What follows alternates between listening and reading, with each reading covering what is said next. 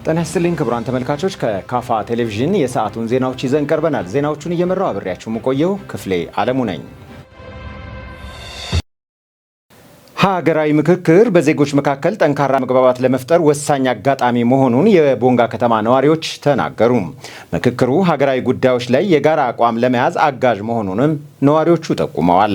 ከነዋሪዎቹ መካከል አቶ ፍቅሬ ጉታ፣ አቶ ታምሩ ተስፋይና ወጣት ናርዶስ ፍቃዱ በኢትዮጵያ የቆዩ አለመግባባቶችንና ፖለቲካዊ ውጥረቶችን በውይይትና በሰለጠነ መንገድ ለመፍታት ምክክሩ ወሳኝ ሚና አለው ብለዋል። አከራካሪ ሀሳቦችን ተወያይቶ በመፍታት ለነገዋ ኢትዮጵያ ጠንካራ መሰረት ለመጣል አስፈላጊ መሆኑንም በሰጡት አስተያየት ጠቁመዋል። እውነተኛ መግባባት የሚመጣው ችግሮችን በግልጽ በማንሳትና በመወያየት ነው ያሉት አስተያየት ሰጪዎቹ የሀገራዊ ምክክር ተሳታፊዎች በኢትዮጵያ ዘላቂ ሰላምና መግባባትን ለመፍጠር ከፍተኛ አስተዋጽኦ ማበርከት ይገባቸዋል ብለዋል። ሀገራዊ ምክክሩ ስኬታማ እንዲሆን የሁሉም ዜጎች ንቁ ተሳትፎ ያስፈልጋል። እንዲሁም ከምክክሩ የሚወጡ ሀገራዊ ውሳኔዎችና የጋራ ስምምነቶችን በመቀበል ወደ ተግባር ለመቀየር ቁርጠኛ መሆን እንደሚገባ ማሳሰባቸውን የዘገበው በደቡብ ሬዲዮና ቴሌቪዥን ድርጅት የቦንጋ ቅርንጫፍ ጣቢያ ነው። በትራንስፖርት አገልግሎት አሰጣጥ ላይ የሚታዩ ክፍተቶችን ለማረም ቅንጅታዊ ስራ ሊጠናከር ይገባል ተባለም። በቦንጋ ከተማ አስተዳደር የሹኔ ዲጮን ባጃጅ ባለንብረቶች ማህበር 12ኛ ዓመት 7ኛ መደበኛ ጉባኤውን አካሂዷል። ጽዮን ታደለ በመርሃ ግብሩ ተገኝተው የመክፈቻ ንግግር ያደረጉት የከፋ ዞን ትራንስፖርትና መንገድ ልማት መምሪያ ተወካይ አቶ አድማሱ ኃይሌ የሹኔ ዲጮኔ ባጃጅ ባለንብረቶች ማህበር በቦንጋ ከተማ ቀዳሚ ማህበር በመሆኑ የራሱን አስተዋጽኦ እያበረከተ ይገኛል ብለዋል። በመሆኑም ለህብረተሰቡ ምቹና ቀልጣፋ አገልግሎት መስጠት እንደሚጠበቅበት ተገልጿል። አቶ አድማሱ ኃይሌ አክለው በትራንስፖርት አገልግሎት አሰጣጥ ላይ የሚታዩ ክፍተቶችን ለማረም ቅንጅታዊ ስራ እንደሚያስፈልግ ገልጸዋል። በማህበሩ የተከናወኑ የስራ ሪፖርት በማህበሩ ሰብሳቢ በአቶ ተስፋዬ ገብረስላሴ የቀረበ ሲሆን የሹኔ ዲጮኔ ባጃጅ ባለንብረቶች ማህበር ከተቋቋመበት ጊዜ ጀምሮ ለህብረተሰቡ ተገቢውን አገልግሎት እየሰጠ እንደሚገኝ ገልጸዋል። አመታዊ ጉባኤ አጠቃላይ ጠቅላላ 12ኛ ዓመት 7ኛ መደበኛ ጉባኤ ዛሬ በመካሄድ ላይ ይገኛል። የተሰሩ ስራዎችን ሪፖርትና የተሰበሰበው የተከናወኑ ተግባራቶችን በሪፖርት መልኩ ገለጻ አድርጎ ስብሰባውን አከናውኗል። ኮሚቴዎችን የመቀየር ስራ ተሰርቷል። የማህበሩ ዓላማ ለአካባቢው ማህበረሰብ ትራንስፖርት አገልግሎት በተገቢው ሁኔታ መስጠት ነው ዓላማ። ወደፊት ማህበሩ ደግሞ ይሄ በማህበር የተደራጀው ወደ አክሲዮን የሚያድግበት መንገድ ይቻላል። ተባብረውና ተስማምተው ጠንክሮ ከሰሩ ማደግና መቀየር ስለሚቻል በአሁኑ ሰዓት በማህበር ተቀናጅተው 2 ማህበራት አለ። ቦንጋ ከተማ ውስጥ ኖቡኔ ባጃጅ ማህበርና ሹኔ ዲጮ ባጃጅ ማህበር ነው። ይሄ የመጀመሪያ የተመሰረተ አጋፍ ማህበር ነው። በዚህ በርካታ ስራዎችን ሰርቷል። መጀመሪያ የነበረው አባል 50 ከምናምን ነበረ። አሁን 340 ቤት ነው የነበረን ባጃጅ ባለንብረት ማህበር። ይሄ እንግዲህ በዚህ አይነት ስራዎችን እየሰራን እስከዛሬ ተገኝተናል። አባላት ብዛቱ 341 ናቸው። በዚህ ሰዓት አሁን በዚህ በትራንስፖርት ችግር ላይ የሚፈጠሩ ነገሮች ከሚመለከታቸው ክፍሎች ጋር በቅንጅት እየሰራ ነው አለ። ከትራፊክ ዘንዳ ከመንገድ ትራንስፖርት ጋር በመቀናጀት እዛም ቢሆን ህገ ወጦች አሉ፣ ህዝብን የሚበዘብዙ አሉ፣ ጸጉረ ለውጦች አሉ።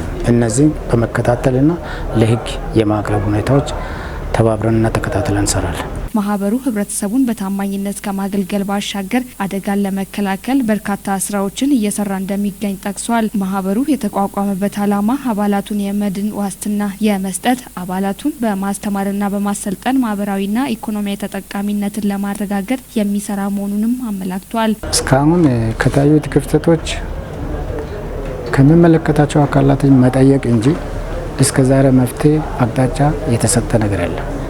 በጥያቄያችን ላይ እንገኛለን፣ እየጠየቅን ነው። አሁን ለምሳሌ ፈርማታ ጠይቀናል። ፈርማታ ጠይቀ ነው አልተሰጠንም። መለዋወጫ እቃዎችን መተን ለመክፈት ቦታ ጠይቀናል፣ አልተሰጠም። ሱቅ ከፍተን ለመጠየቅ ችግሩ እንግዲህ ከተማችን አንጻር የጠየቅነው ጥያቄዎች ወደ አሁኑ ቶሎ ምላሽ እየተሰጡ አይደለም። ከዚህ በኋላ ግን በመተባበርና በቅንጅት የሚሰሩ ነገሮች ይሆናሉ ብዬ ነው የሚያስበው። በውይይቱ ከተሳተፉት የማህበሩ አባላት መካከል አስተያየታቸውን የሰጡት እንደገለጹት ይህ ማህበር መቋቋሙ ከህገወጥ ተግባር እንደሚታደግ ጠቅሰው ተገቢውን አገልግሎት ለህብረተሰቡ ለማዳረስ የሚረዳ መሆኑንም ገልጸዋል። እኔ ያው የባጃጅ ማህበር አባል ነኝ እና ያው ለብዙ አመት ቆይቻለሁ እዚህ ማህበር ላይ እና ስሜ ደግሞ ዘውዱ ሙሉ እባላለሁ እና ጥሩ ነው። የዛሬው ለየት ያለ ስለሆነ ያው ጥሩ ሀሳብ ተነስቶበታል። የተሻለ ነገር ከአባላቶች እንጠብቃለን ብለን እንጠብቃለሁ። በእኔ በግሌ ማለት ነው። ባጃጅ አሽከርካሪና ባለ ንብረት ነኝ። እኔ በሹኔ ዲጮኔ ማህበር ስር ተደራጅተን ነው ህዝብን የምናገለግለው። በዚህ ማህበር ላይ ሆኜ ህዝብን በነጻነት በማገልገል ላይ ደስተኛ ነኝ። እንግዲህ እኛ ማለት ለህብረተሰቡ አገልግሎት የምንሰጠው አሁን ብዙውን ጊዜ አሁን ቦንጋ ላይ አምቡላንሶች ማለት ባጃጆች ናቸው። አሁን መኪና የማይገቡበት ቦታ ላይ ሁሉ እየገባን አገልግሎት እየሰጠን እንገኛለን።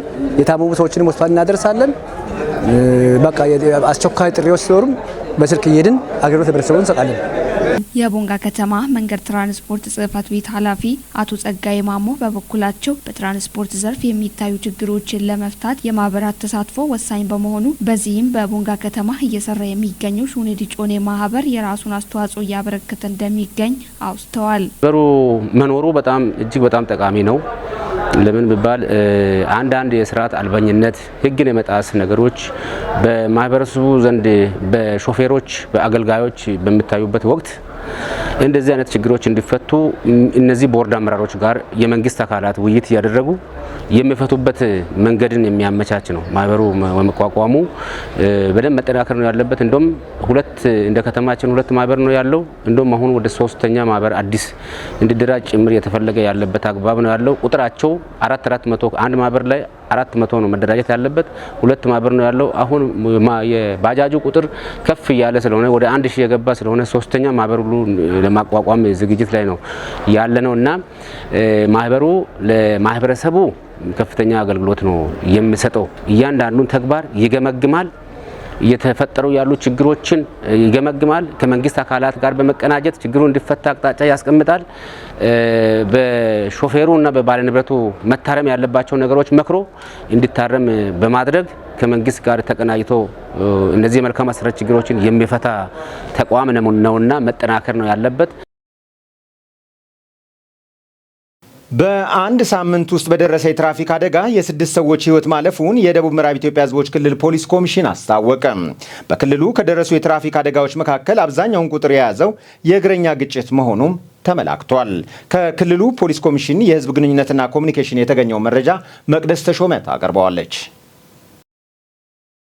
በክልሉ ፖሊስ ኮሚሽን የትራፊክ አደጋ መረጃ ስታቲስቲክስ ዲቪዥን ኃላፊ ኢንስፔክተር ወንደሰን ወንድሙ ለኮሚሽኑ የህዝብ ግንኙነትና ኮሚኒኬሽን እንደገለጹት በክልሉ በአንድ ሳምንት ውስጥ 13 የመንገድ ላይ አደጋዎች መከሰታቸውን ተናግረዋል። በአደጋውም የ6 ሰዎች ህይወት ሲያልፍ በ19 መንገደኞችና እግረኞች ላይ ከባድ የአካል ጉዳት ሲደርስባቸው እንዲሁም በ13 ሰዎች ላይ ደግሞ ቀላል የአካል ጉዳት እንደደረሰባቸው የጠቀሙት ኢንስፔክተር ወንደሰን በክልሉ በአብዛኛው የደረሰው የትራፊክ አደጋዎች መካከል 8ቱ እግረኛ ግጭት መሆኑን አስረድተዋል። በክልሉ ከደረሱ አደጋዎች መካከል 8ቱ በሞተር በሃይላክስ ተሽከርካሪ በህዝብ ማመላለሻና በባለ 3 እግር ባጃጅ በእግረኞች ላይ ያደረሱት ግጭት ሲሆን 3 አደጋዎች ባለ 2 እግር ሞተር ከሌሎች ተሽከርካሪዎች ጋር በመጋጨታቸውና 2 አደጋዎች የእርሻ ትራክተርና ባለ 3 እግር ባጃጅ የመገልበጥ አደጋዎች ምክንያት እንደሆነ ያመልክተዋል። እንደ ኢንስፔክተር ወንደሰን ገለጻ በቤንች ሸኮ ዞን 4 አደጋዎች፣ በከፋ ዞን 4 አደጋዎች፣ በኮንታ ዞን 2 አደጋዎች፣ በሸካ ዞን 2 አደጋዎችና በምዕራብ ኦሞ ዞን 1 አደጋ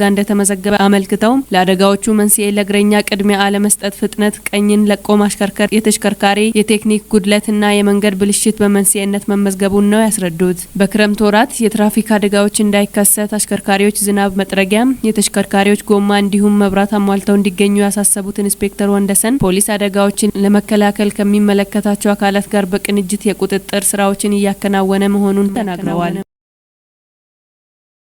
የሀገራዊ ምክክር ጉባኤው አሳታፊና አካታችነት በኢትዮጵያ አዲስ የጋራ መግባባት የተስፋ ብርሃን የፈነጠቀ መሆኑን ተመካካሪዎች ገለጹ። የኢዜአን መረጃ አብይ ብርሃኑ ያቀርበዋል። በጉባኤው በሀገር ውስጥና በውጭ የሚኖሩ ኢትዮጵያውያንን የሚወክሉ 4000 ተመካካሪዎች በመሰብሰብ በ8 አበይት ሀገራዊ አጀንዳዎች ላይ በጥልቀት እየተመካከሩ ይገኛሉ። የዚህ ያነጋገራቸው ተመካካሪዎች የምክክር ሂደቱ አሳታፊ፣ አካታችና ነጻ ሆኖ መካሄድ ለኢትዮጵያ ዘላቂ ሰላም፣ ሀገራዊ መግባባትና ጠንካራ ሀገረ መንግስት ግንባታ ተስፋ ሰጪ አዲስ ምዕራፍ መክፈቱን ገልጸዋል። የምክክር ጉባኤው አሳታፊ አካታችነትም ለኢትዮጵያ አዲስ የጋራ መግባባት የተስፋ ብርሃን የፈነጠቀ መሆኑን አንስተዋል። ከተመካካሪዎች መካከል ግብነሽ እዶሳ እንደተናገሩት ሀገራዊ ምክክሩ ለኢትዮጵያ ታሪካዊ ድል ሲሆን ወደ አዲስ የመግባባትና የአብሮነት ምዕራፍ የሚያሸጋግር ሂደት ነው ብሏል። የምክክር ሂደቱ አካታችና አሳታፊ መሆኑን ጠቁሞ ጠንካራ ሀገረ መንግስት ለመገንባትና ዘላቂ ሰላም ለማስፈን የሚያግዙ ገንቢ ሀሳቦች በስፋት እየቀረቡ መሆናቸውን ገልጿል። በዋናው የምክክር ጉባኤ የሚካሄዱት ምክክሮች በመደማመጥና በመከባበር መንፈስ እየተመሩ ሲሆን በሀገሪቱ የሚገኙ ዋና ጉዳዮች ላይ የጋራ መፍትሄ ለመፍጠር ምቹ መድረክ መሆኑን ያሳያል። ተመካካሪ ደማይ ኮክ ምክክሩ ከጀመረበት ዕለት አንስቶ ለሀገር በሚበጅ መልኩ በስኬት እየተካሄደ መሆኑን ገልጿል። ተመካካሪዎች በንቃት እየተሳተፉ መሆናቸውን ጠቁሞ በሀገራዊ ጉዳዮች ላይ ጥልቅና ሰፊ ውይይቶችን እያካሄዱ እንደሚገኙ ተናግሯል። የምክክሩ አሳታፊና አካታችነት የሚደነቅ መሆኑን የጠቀሱት ዶማይ ከመድረኩ ለጠንካራ ሀገረ መንግስት ግንባታ፣ ለዘላቂ ልማትና ሰላም ማስፈን መሰረት የሚሆኑ ጠቃሚ ሀሳቦች እየመነጩ መሆናቸውን ገልጿል። ሌላኛው ተመካካሪ ሀብታሙ በቃሞ በበኩላቸው የምክክር ጉባኤው እጅግ አሳታፊ፣ አካታችና ዲሞክራሲያዊ በሆነ መንፈስ እየተካሄደ መሆኑን ገልጿል። ተመካካሪዎች በኃላፊነት ስሜት የሚያቀርባቸው ሀሳቦች ለሀገራዊ መግባባት መጠናከር፣ ለዘላቂ ሰላምና ለኢትዮጵያ የተሻለ የወደፊት እድል ጠቀሜታ አላቸው ብለዋል። በመሆኑም የኢትዮጵያ ሀገራዊ ምክክር ጉባኤ የቆዩ ልዩነቶችን በምክክር በመፍታት በጋራ ራዕይ ላይ የተመሰረተ ሀገራዊ መግባባት ለመፍጠርና ዘላቂ እድገት ለማረጋገጥ ታሪካዊ እድል መሆኑን አስረድተዋል። የኢትዮጵያና ኬንያ የሁለትዮሽ ትብብር በንግድ፣ በኢንቨስትመንት፣ በኃይልና በመሰረተ ልማት ዘርፎች ከፍተኛ እድገት እያስመዘገበ መሆኑን የኬንያ የውጭና የዲያስፖራ ጉዳዮች ሚኒስትርና የካቢኔ ዋና ጸሐፊው ሙሳሊያ ሙዳቫዲ ገለጹ። ሙሳሊያ ሙዳቫዲ ኢትዮጵያና ኬንያ በመልካም ጉርብትና፣ በመተማመን፣ በጋራ ጥቅም ላይ የተመሰረተ ረጅም ዘመናት የዘለቀ የዲፕሎማሲ ግንኙነት ያላቸው ሀገራት መሆናቸውን ገልጸዋል። አሁንም ከኢዜአ ለተገኘው ዘገባ አብይ ብርሃኑ። የሁለቱ ሀገራት ግንኙነት በየጊዜው እየተጠናከረ በመምጣቱ በንግድ፣ በኢንቨስትመንት፣ በኃይል ትስስርና በቀጠናዊ መሰረተ ልማት ዘርፎች ተጨባጭ ውጤቶች እየተመዘገቡ መሆናቸውን ጠቁመዋል። ለአፕሴት ኮሪደር ፕሮጀክት ኢትዮጵያን፣ ኬንያን እና ደቡብ ሱዳንን በወደብ፣ በመንገድ፣ በባቡር ሀዲድና በሌሎች መሰረተ ልማቶች በማስተሳሰር የቀጠናዊ ኢኮኖሚያዊ ውህደት ለማፋጠን የሚያስችል ስትራቴጂካዊ ፕሮጀክት መሆኑን ገልጸዋል። ኬንያ የላሙ ወደብ በማስፋፋትና ኢትዮጵያንና ደቡብ ሱዳንን ከወደቡ ጋር የሚያገናኝ ኮሪደሮችን በማልማት ለኢትዮጵያ አማራጭን ለማስፋት እየሰራች መሆኑን አመልክቷል። የኢትዮጵያና የኬንያ የኃይል ትስስርም የሁለቱ ሀገራት ስትራቴጂካዊ ትብብር ዋነኛ ማሳያ የሆነ መምጣቱን ገልጿል። ኬንያ ከኢትዮጵያ የኤሌክትሪክ ኃይል ለመግዛት የተፈራረመችው ስምምነት በሁለቱ ሀገራት መካከል የተገነቡ የኃይል ማስተላለፊያ መስመሮች የቀጠናዊ የኃይል ትስስርን ያጠናከሩ መምጣታቸውን ገልጿል። በኢኮኖሚው ዘርፍም የኬንያ ቴሌኮም ኩባንያ ሳፋሪኮም በኢትዮጵያ ያደረገው ከፍተኛ ኢንቨስትመንት በሁለቱ ሀገራት መካከል ያለው የፖለቲካ መተማመንና የኢኮኖሚ ትስስር እየጠነከረ መምጣቱን የሚያረጋግጥ ተጨባጭ ማሳያ መሆኑን ገልጸዋል። በመልካም ጉርብትና፣ በጋራ ተጠቃሚነትና ቀጠናዊ ውህደት ላይ የተመሰረተውን ስትራቴጂካዊ አጋርነት በቀጣይም የበለጠ በማጠናከር ለሁለቱ ሀገራት ህዝቦችና ለምስራቅ አፍሪካ ቀጠና የጋራ ብልጽግናና ዘላቂ ልማት በቅርበት እንደሚሰሩ አረጋግጠዋል። ክቡራን ተመልካቾች ከካፋ ቴሌቪዥን ለሰዓቱ ያዝናቸው ዜናዎች የእስካሁኖቹ ነበሩ። ዜናዎቹን እየመራው አብሬያቸው የቆየሁት ክፍሌ አለሙ ነኝ። ቀሪ ጣቢያችን መሰናዶች ይቀጥላሉ። በእኔ በኩል ሰላም።